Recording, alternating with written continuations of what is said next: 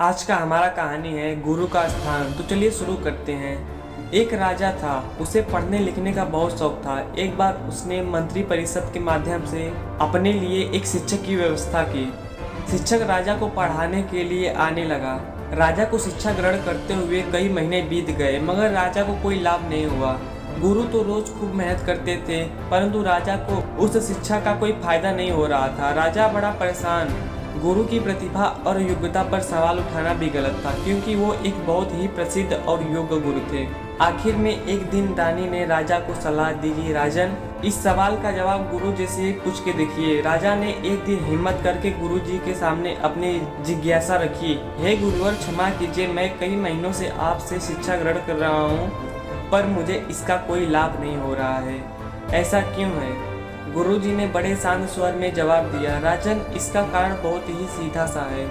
गुरुवर, कृपा करके आप शीघ्र ही इस प्रश्न का उत्तर दीजिए, राजा ने विनती की। गुरुजी ने कहा, राजन, बात बहुत छोटी है, परंतु आप अपने बड़े होने के अहंकार के कारण इसे समझ नहीं पा रहे हैं और परेशान और दुखी हैं। माना कि आप एक बहुत बड़े राजा हैं, आप हर दृष्टि में मुझसे पद और प्रतिष्ठा में बड़े हैं, परंतु यहाँ पर आपका और मेरा रिश्ता एक गुरु और शिष्य का है। गुरु होने के नाते मेरा स्थान आपके उच्च होना चाहिए, परंतु आप स्वयं ऊंचे सिंहासन पर बैठते हैं और मुझे अपने नीचे के आसन पर बैठाते हैं। बस यही एक कारण है जिससे आपको न कोई शिक्षा मिल रही है और नहीं ज्ञान प्राप्त हो रहा है। आपके राजा होने के कारण मैं आपसे यह बात नहीं कह पा रहा था। कल से अगर आप मुझे ऊंचे स्थान पर बैठाएं और स्वयं नीचे बैठे तो कोई कारण नहीं कि आप शिक्षा प्राप्त न कर पाए। राजा की समझ में सारी बात आ गई और उसने तुरंत अपनी गलती को स्वीकार किया और गुरुवर से उच्च शिक्षा प्राप्त की। फ्रेंड्स, इस छोटी सी कहानी से यही ज्ञान मिलती है कि हम रिश्ते, नाते, पद या धन वैभव किसी में भी अगर अपने गुरु को आपका उचित स्थान नहीं देते हैं, हमारा भला होना मुश्किल है।